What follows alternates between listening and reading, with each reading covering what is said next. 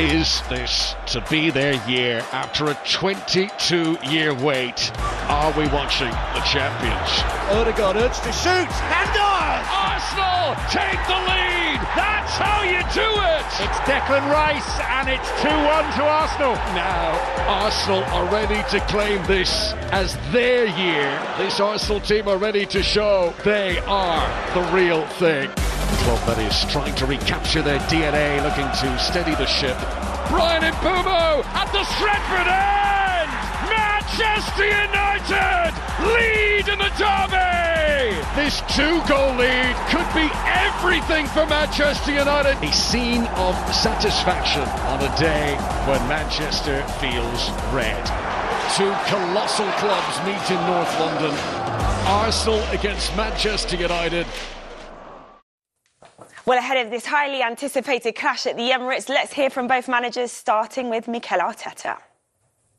Yeah, well, obviously, Michael coming in is going to bring new ideas. Always the intensity rises up. You could see in the derby in Manchester the kind of behaviours and the game that they played. So, yeah, we expect a really tough match. We will adapt to that for sure, but we are at home and we know how important that game is for us.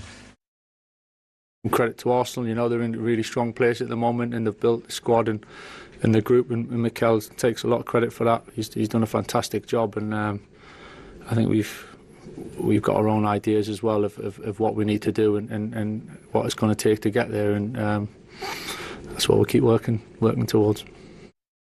Plenty of respect between the two managers. They, of course, met when Michael Carrick was in the job a few years ago. He and United took all 3 points. But let's start with Arsenal. The big question on many fans' minds is, who does Mikel Arteta start with up front? Of course, both Gyökeres and Gabby Jesus scoring in their midweek game against Inter Milan. I'll come to the striker first. Jesus, I love him. I've always liked him as a player.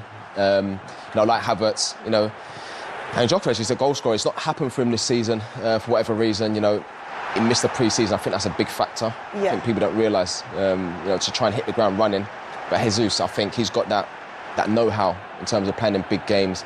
Obviously, at City, won the league numerous times. Seems to be sharp again. The 2 goals overnight. But I don't know. The good thing is you've got 3 very different profiles there. Yes. Gyökeres is more the traditional number 9. Gabriel Jesus is more of a false 9 because he likes to drop a lot, link up to the play, so good technically, better than Gyökeres. And Havertz is probably a bit of a mix of the two. Havertz is not fully fit now anyway to start a game like this and play enough. So it's really Gyökeres or Gabriel Jesus. It could depend on how the opposition is going to play. Yeah. And if you face a low block, if there's space for Gyökeres to run into, because he's probably be better for that with his power. But I think for a game like this, for me, Gabriel Jesus would be better suited, because I think without being too deep and too low, United will still have that block where they won't give you much space to run into, as we saw against City. And for that, Jesus is probably better. That's exactly what I was going to ask you. It seemed like Martinez and Maguire did a really good job at containing the likes of Erling Haaland. So when you look at the other forwards that Arsenal have got, who else can try and cause some damage against the Manchester United side that's full of confidence? I don't know, when you speak about the forwards, but it's not just the forwards, it's the team, it's how you set up. And you speak about how they approach it, United. If they do sit off, then I agree with what you're saying about, you want a number 9 that's going to come and link play and get involved. Yeah. I think, when you're more dynamic and that, you need grass in behind, you need to run in behind, but it's going to be... Yeah, well, obviously, Michael coming in is going to bring new ideas. Always the intensity rises up. You could see in the derby in Manchester the kind of behaviours and the game that they played. So, yeah, we expect a really tough match. We will adapt to that for sure, but we are at home and we know how important that game is for us.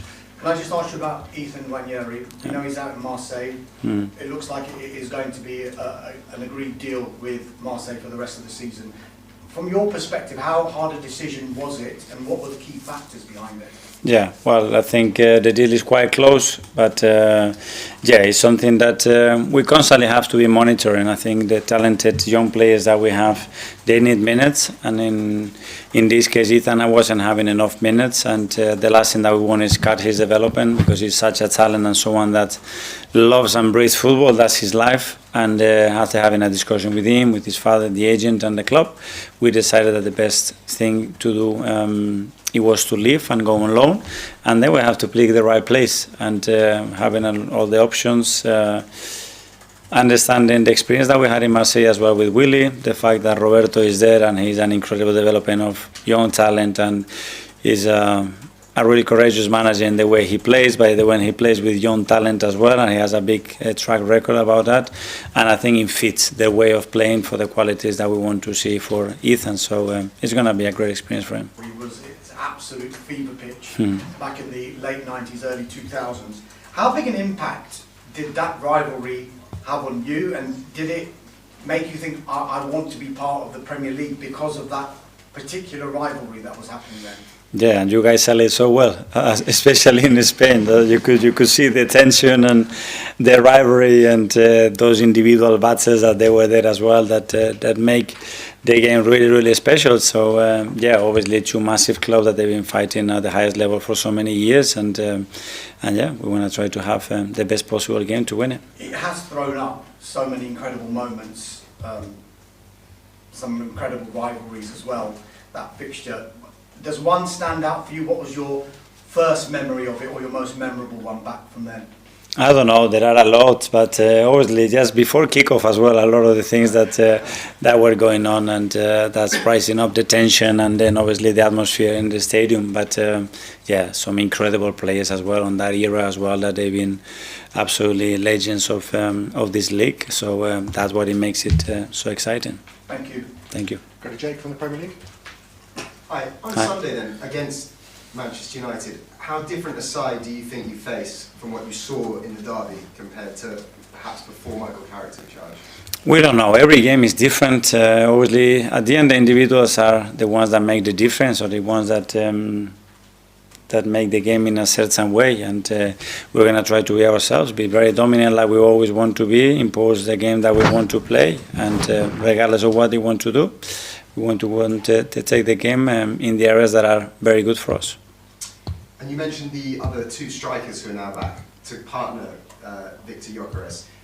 Do you think that gives you confidence that he can get back to the form that he showed as to why you wanted to sign him in the first place, in front of goal? Yeah, it's a lot of things that have to happen for consistently being able to produce those performances and numbers, but we have different relationships around him as well, because Kai is a player that can play in the 2 attacking midfield position. The start of it, regardless, after a recuperative summer, this is as clean a slate as he is going to get. And for all that Arsenal have been brilliantly reinvigorated. Ødegaard gliding. Martin Ødegaard! Pitched inconveniently for Altay, who did well to cling on. It's just so silky when it gets played into him in that pot. Who's floated it gorgeously towards Mbeumo. It's Brian Mbeumo. Tucked it wide via a deflection for another Manchester United corner. Yeah, Calafiori had gone forward, it had left a huge gap. See where Mbeumo is. Bruno Fernandes snapping in again. Dogu! Oh! He's hit that beautifully pure, and it's nicked off the back post. Now Rice delivers right under the bar and in! Calafiori right on the line! A magic Arsenal set piece of the type to which all became accustomed last year, and Altay Bayındır was lost. Cunha ploughing through the heart of them. This is Matheus Cunha for Manchester United. That was forceful. Oh, it's really good end to end. Martinelli should have. Cunha. Cunha! What a save. That is a hell of a save. That is one hell of a save. If there's time, there's not. Arsenal launch with a win on a ground where for them wins